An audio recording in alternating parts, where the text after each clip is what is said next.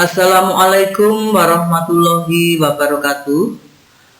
Selamat berjumpa dan salam sejahtera. Anak-anak putra-putri calon siswa SMP Negeri 2 Kras kelas 7 periode tahun 2020-2021 yang berbahagia, kami sampaikan selamat bergabung dengan keluarga besar SMP Negeri 2 Kras. Anak-anak yang berbahagia, barangkali saat ini kalian sedang duduk manis atau bercengkerama dengan Bapak, Ibu, dan keluarga yang lain di rumah. Oleh karena itu, izinkanlah saya sampaikan selamat berjumpa dan selamat bergabung dengan keluarga besar SMP Negeri 2 Kras. Terima kasih saya sampaikan kepada Bapak, Ibu, calon wali murid SMP Negeri 2 Kras yang berbahagia, karena pada pagi hari ini atau pada saat ini panjenengan semuanya telah bersedia dan rela mendampingi putra-putri untuk mendengarkan apa yang akan kami sampaikan lewat jalur daring pada hari ini. Sebelumnya, izinkanlah saya matur kepada panjenengan semuanya bahwa SMP Negeri 2 Kras mempunyai program yaitu untuk melaksanakan pengenalan lingkungan sekolah kepada calon putra-putri siswa SMP Negeri 2 Kras periode tahun 2020-2021 kelas 7. Bapak Ibu yang berbahagia, anak-anak sekalian yang berbahagia, apapun yang terjadi, kita harus memaklumi Tuhan telah memberikan anugerah kepada kita, telah memberikan ujian kepada kita, yaitu dengan datangnya COVID-19. Oleh karena itu, perjumpaan kita yang seharusnya kita lakukan di sekolah dengan sungguh terpaksa tidak bisa atau belum bisa kita laksanakan. Oleh karena itu, melalui hubungan ini, pertemanan ini, maka pengenalan lingkungan sekolah akan kami sampaikan secara daring atau dalam jaringan internet. Oleh karena itu, selamat jumpa, selamat bergabung. Marilah kita ikuti apa yang akan kami sampaikan selanjutnya. Terima kasih. Anak-anak sekalian dan Bapak Ibu yang berbahagia, mengapa harus kita adakan program pengenalan lingkungan sekolah? Sebelum ada penjelasan tentang itu, perlu saya sampaikan adanya konsep Tri Pusat Pendidikan, bahwa pendidikan ini merupakan tanggung jawab kita bertiga, antara lain keluarga di rumah, masyarakat, dan pemerintah, dalam hal ini sekolah. Oleh karena itu, kita bertiga harus mempunyai komitmen yang kuat, sehingga bisa mengantarkan pendidikan putra-putri kita dengan baik. Bapak Ibu yang berbahagia dan anak-anak yang berbahagia, kita bahas tentang lingkungan sekolah. Karena sekolah dalam hari ini SMP Negeri 2 Kras merupakan sekolah yang baru bagi putra-putri panjenengan, bagi anak-anak yang berbahagia, perlulah kiranya sekolah untuk memberikan pengenalan kepada putra-putri dan kepada Bapak Ibu wali murid, supaya ada kenyamanan ketika anak-anak belajar di sekolah nanti. Kalau toh hari ini kita belum bisa bertemu secara tatap muka di sekolah, namun alangkah baiknya kalau lingkungan sekolah itu kita berikan perkenalan atau kita tunjukkan kepada putra-putri panjenengan.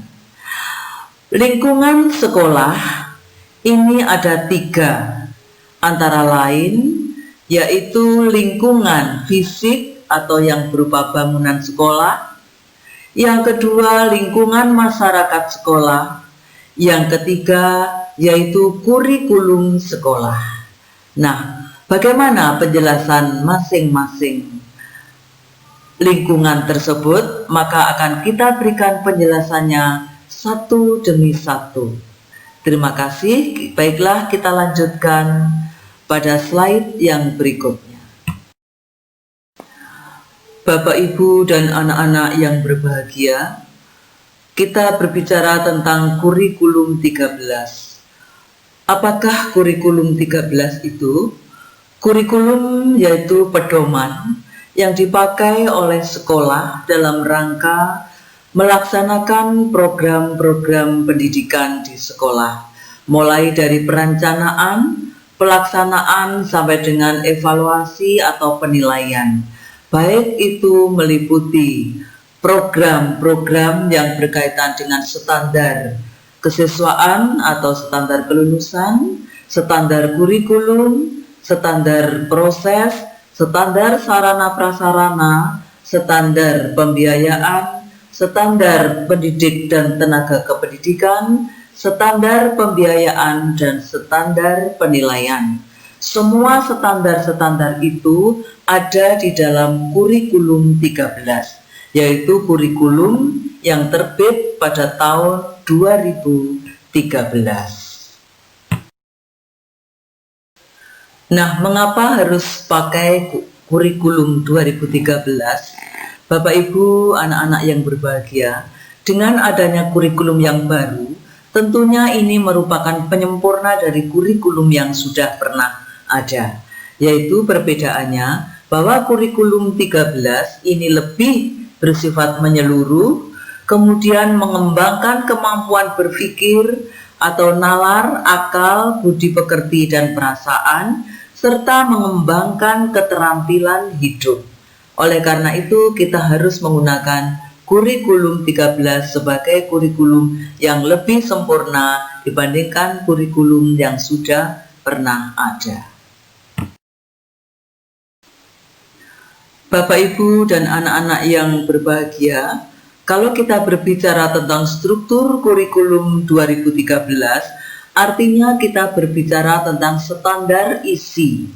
Apakah isi atau apakah materi yang harus disampaikan kepada peserta didik atau anak-anak di sekolah berdasarkan kurikulum 13 ini? Antara lain, isinya yaitu materi pelajaran. Yang pertama, pendidikan agama, PKN, bahasa Indonesia, bahasa Inggris, matematika, IPA, IPS, seni budaya, pendidikan jasmani dan olahraga kesehatan, prakarya, dan muatan lokal. Dalam hal ini muatan lokal kita yaitu bahasa Jawa. Bapak, Ibu, masing-masing mata pelajaran tersebut diberikan sesuai dengan alokasi waktu, sesuai dengan standar yang ada di dalam kurikulum 13. Seperti yang ada di dalam file atau di dalam slide, masing-masing 3, 6, 4, 5, 4, 3, 2 jam pelajaran. Artinya, masing-masing pelajaran itu diberikan sesuai dengan alokasi waktu yang ada. Secara umum, totalnya 40 jam diberikan selama 1 minggu. Jadi dalam 1 minggu putra-putri panjenengan akan belajar selama 40 jam pelajaran. Kalau 1 minggu itu dibagi 6 hari, maka rata-rata dalam sehari akan mendapatkan pelajaran yaitu 6 atau 7 pelajaran. 7 jam pelajaran masing-masing dalam waktu 40 menit. Jadi setiap hari rata-rata anak-anak akan belajar 40 menit kali 7 jam pelajaran. Ditambah waktu istirahat 30 menit, jumlah total 310 menit alias 5 jam atau 5 kali 60 menit. Jadi Bapak Ibu nanti di rumah bisa menyediakan waktu untuk mendampingi putra-putri selama 5 jam pelajaran. Karena model pembelajaran kita masih belum diizinkan secara tatap muka. Demikian. Bapak, Ibu, dan anak-anak yang berbahagia, masih menyambung dengan materi kurikulum 2013 yang sudah saya aturkan di depan, bahwa yang saya sampaikan di atas adalah materi yang berkaitan dengan unsur akademik. Adapun di samping itu juga ada materi non-akademik, yaitu yang berkaitan dengan kegiatan ekstrakurikuler, yaitu kegiatan yang berhubungan dengan pembinaan bakat dan minat serta prestasi peserta didik yang dilaksanakan di luar jam pelajaran.